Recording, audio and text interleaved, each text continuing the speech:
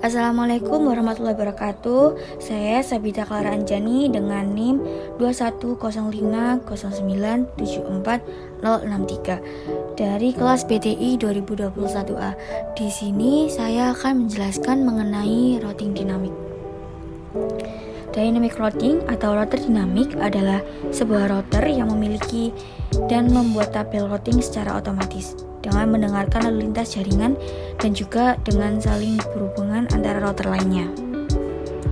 Router dinamik mempelajari sendiri rute yang terbaik yang akan ditempuhnya untuk meneruskan paket dari sebuah network ke network lainnya. Jadi, pengisian dan pemeliharaan tabel routing tidak dilakukan secara manual oleh admin. Routing saling bertukar informasi agar dapat mengetahui alamat tujuan dan menerima tabel routing. Kemudian kelebihan routing dinamik. Yang pertama, routing dinamik hanya mengenalkan alamat network yang terhubung langsung dengan routernya. Yang kedua, tidak perlu mengetahui semua alamat network yang ada. Yang ketiga, bila terjadi penambahan suatu network baru, tidak perlu semua router mengkonfigurasi, hanya router-router yang berkaitan.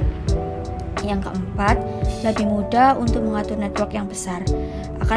Akan memilih jalur lain yang ada bila satu jalur rusak. Kemudian kekurangan routing dinamik. Yang pertama, beban kerja router jadi lebih berat karena selalu memperbarui IP tabel pada setiap waktu tertentu.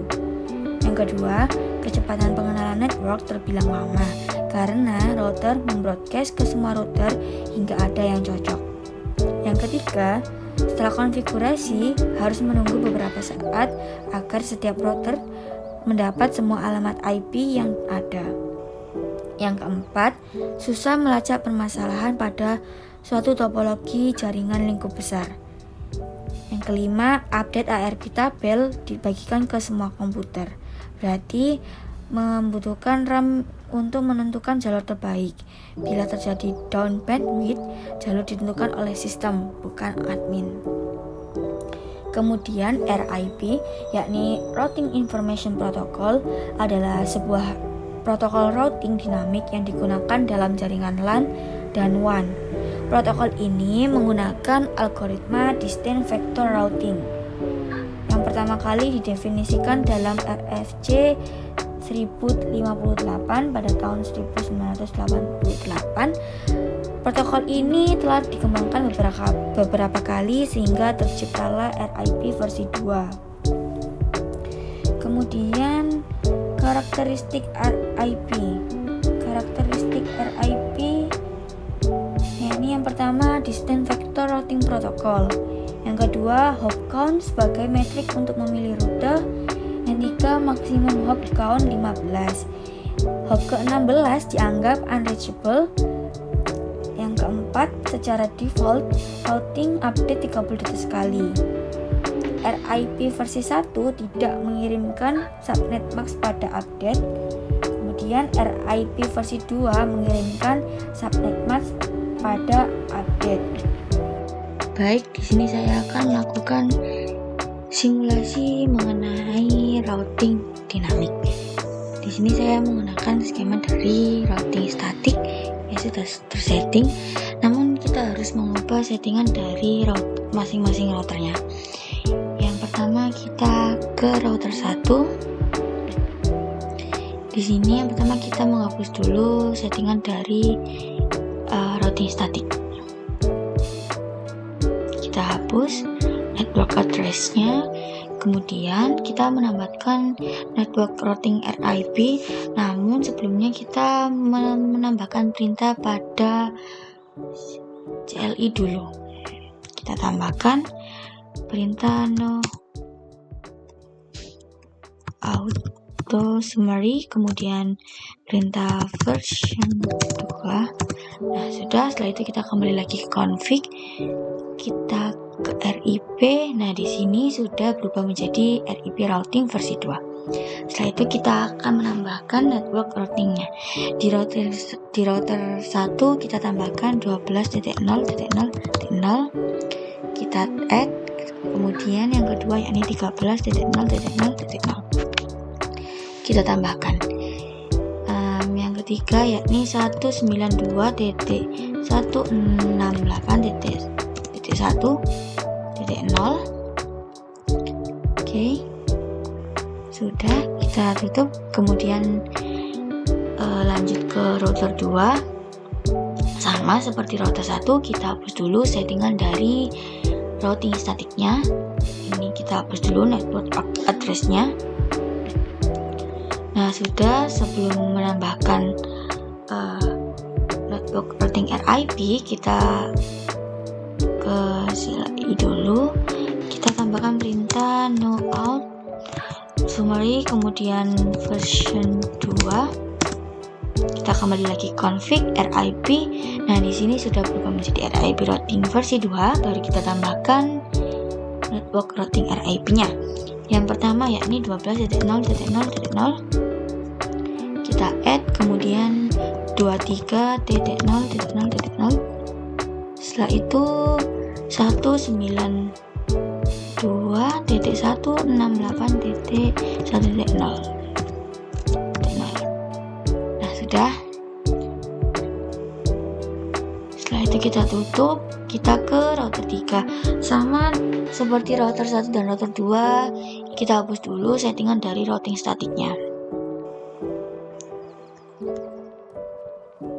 Nah, setelah kita hapus, kita tambahkan perintah dulu di CLI perintah no out atau summary, kemudian version 2. Nah, sudah. Kita kembali lagi ke config. Setelah itu kita ke RIP, kita tambahkan network routing RIP-nya. Yang pertama ini 13.0.0.0, kemudian kita tambahkan yang kedua yakni 23.0.0.0. Kita tambahkan yang ketiga 33.0.0.0. Nah, setelah itu kita tambahkan yang terakhir yakni 43.0.0.0. Nah, sudah. Nah, agar konfigurasi tersimpan, jadi kita harus menyimpan settingan pada masing-masing router.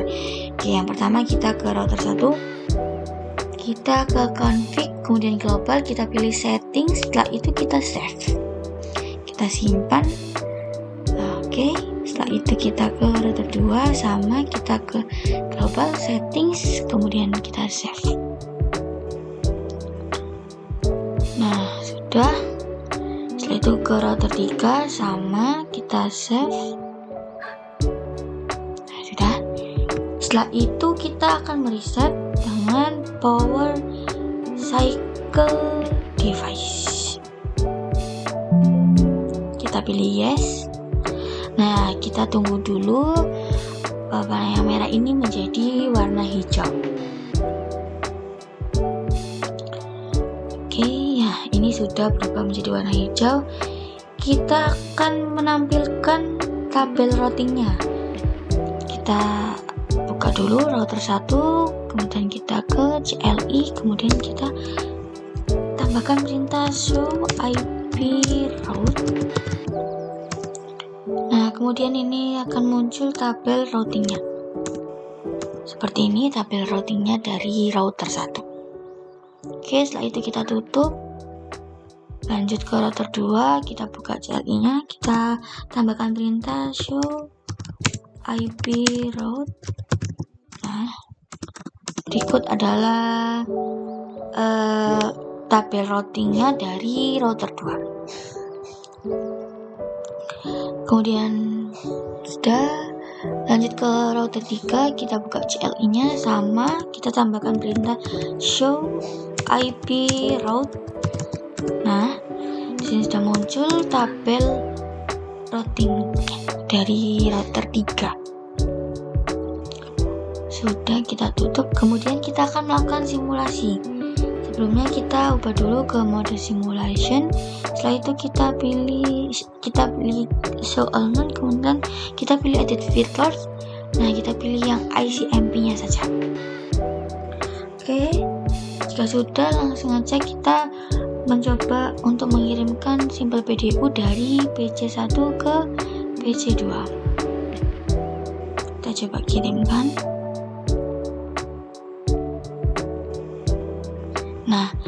masih belum berhasil, jadi kita coba ulangi lagi.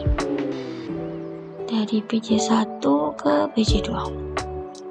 Oke, kita kirimkan PC1 ke router 1, kemudian router 1 ke router 2, router PC2, kemudian kembali lagi. Nah, berhasil terkirim.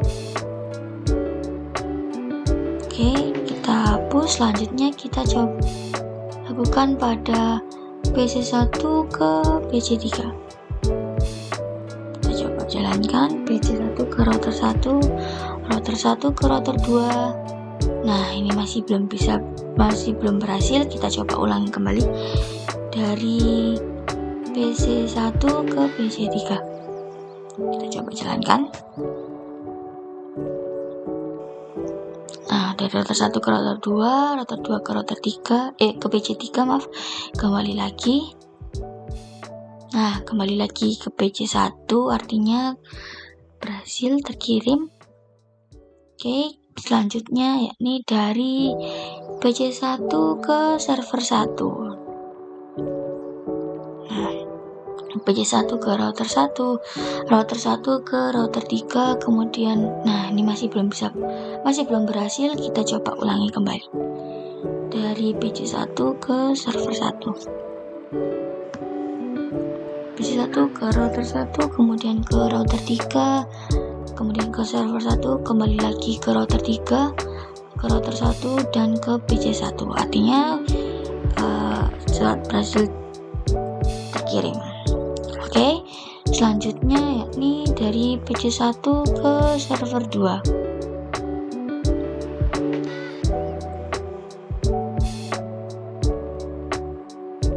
Nah, masih belum berhasil. Kita coba ulangi lagi dari PC1 ke server 2.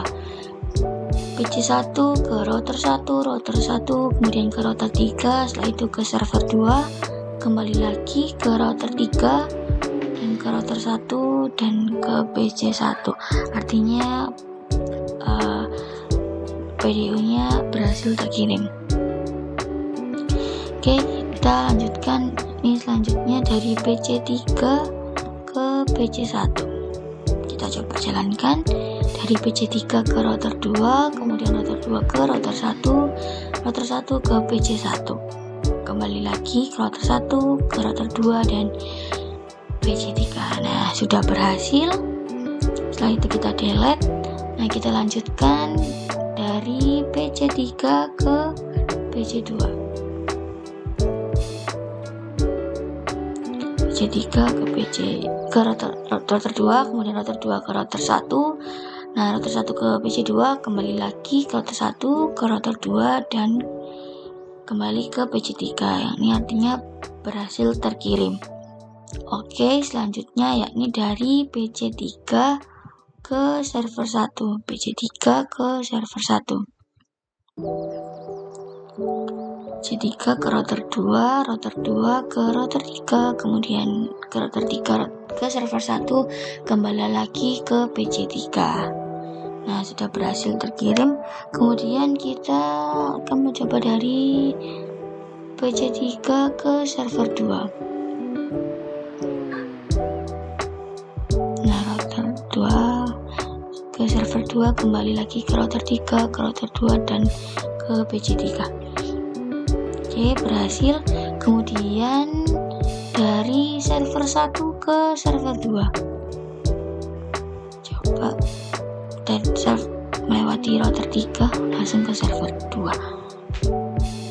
Nah, kembali lagi ke server 1. Nah, sudah berhasil terkirim.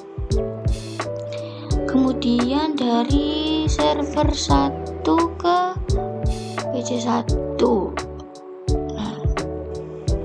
Kita coba jalankan server 1 ke router 3, router 3 ke router 1, kemudian ke PC1, setelah itu kembali lagi ke router 1, ke router 3, dan ke server 1.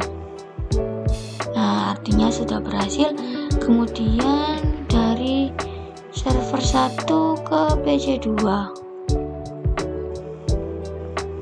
Oke, kita coba jalankan. Kemudian dari PC2 kembali lagi ke router 1, ke router 3, dan kembali ke server 1, dan sudah berhasil terkirim, kita delete, kemudian dari server 1 ke PC3. Nah, router 3, kemudian router 3 ke router 2, PC3 ke router 2, kembali lagi ke router 3 dan ke server 1. Oke, sudah, kita akan melakukan tracing ke real time. Setelah itu kita pilih PC1, kemudian kita ke command prompt. Setelah itu kita lakukan tracing pada PC1 ke PC2. Ini tracer, kemudian 192.168.1.65. Nah, di sini muncul dari PC1 ke PC2 melewati router 2. Melewati router 1. Oke, selanjutnya kita tracing dari PC1 ke PC3. Jadi kita masukkan IP dari PC3, yakni 192.168.1.253. Maaf, 192.168.253. Nah, muncul rute dari PC1 ke PC3. Selanjutnya kita melakukan tracing dari PC1 ke server 1. Kita inputkan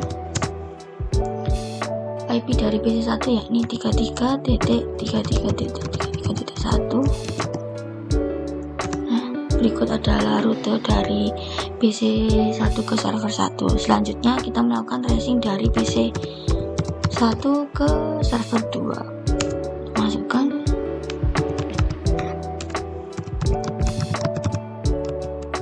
Nah, berikut merupakan rute dari PC1 ke server 2.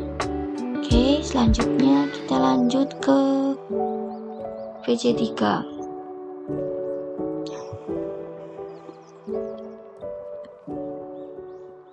Kita lakukan tracing dari PC3 ke PC1. Jadi kita masukkan IP dari PC1 192.168.1.65. Nah, di sini ini merupakan rute dari PC3 ke PC1. Selanjutnya kita melakukan tracing pada PC3 ke PC2. Kita masukkan IP PC2, yakni 192.168.1.65. Nah, berikut merupakan rute dari PC3 ke PC2. Selanjutnya, yakni kita akan melakukan tracing pada PC3 ke server 1. Jadi kita masukkan IP dari PC1, yakni 33.33.33.1. Nah, berikut adalah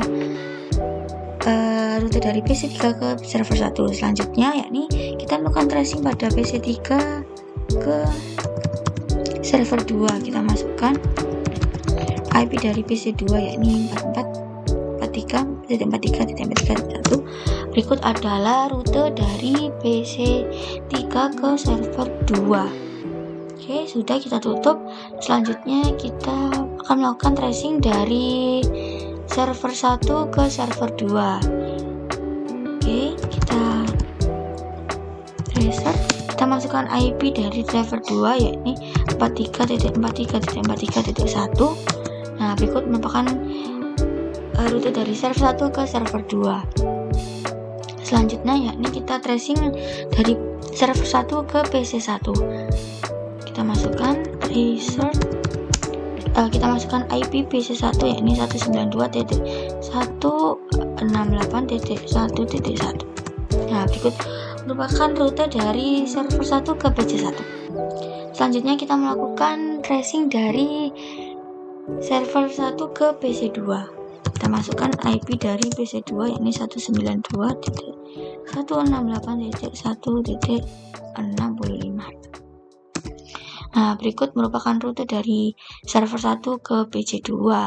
Selanjutnya kita melakukan tracing pada server 1 ke PC3. Kita masukkan IP dari PC3. Ini 192.168.1.253. Nah, berikut merupakan rute dari dari server 1 ke PC3. Oke. Sudah. Selanjutnya kita mencoba untuk memutus jalur routing, misalnya pada router 3 arah ke router 1.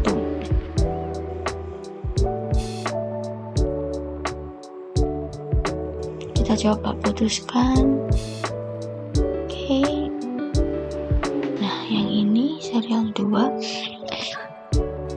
Oke, sudah menjadi merah, tidak terhubung. Kita coba lagi untuk mensimulasikan Simple PDO. Kita ke mode simulation. Yang pertama kita dari PC1 ke PC2.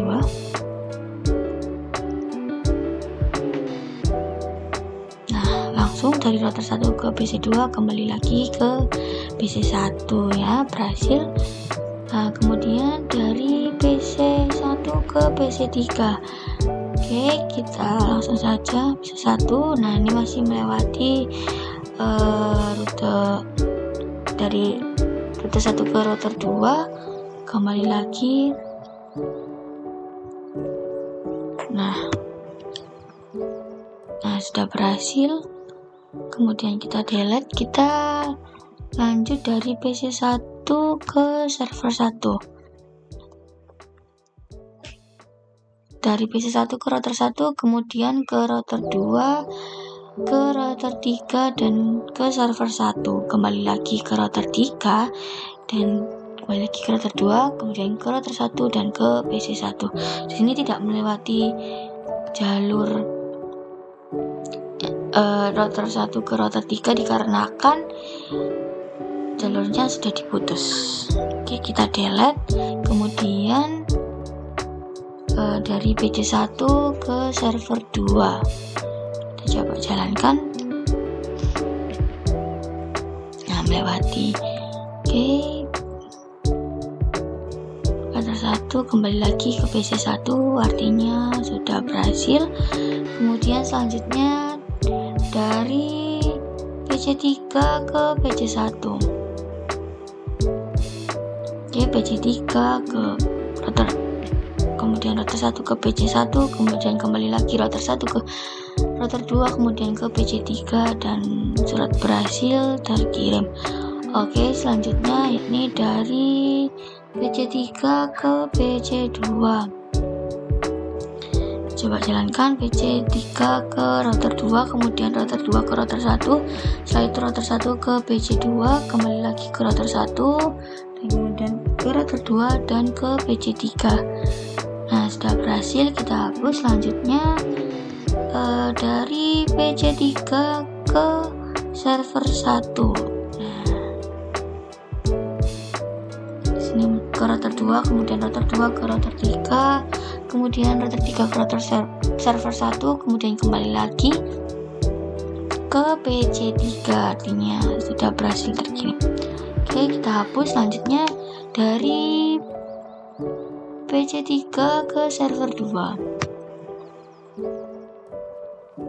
Oke, ke router 2, kemudian ke router 3, ke server 2, ke router 3, ke router 2, dan kembali lagi ke PC3. Oke, artinya berhasil, kita delete. Setelah itu dari server 1 ke server 2. Nah, ini masih menggunakan jalur yang sama sebelum diputus. Kembali lagi. Nah, kemudian hasil terkirim kita hapus. Setelah itu kita coba dari server 1 ke PC1. Oke, kita coba jalankan dari server 1 ke router 3, kemudian router 3 ke router 2. Nah, di sini melewati jalur router 2 ke router 1, kemudian PC 1 ke router 1, kembali lagi ke router 1 ke router 2, router 2 ke router 3, dan kembali lagi di server 1, artinya berhasil terkirim. Oke, selanjutnya yakni dari server 1 ke PC 2.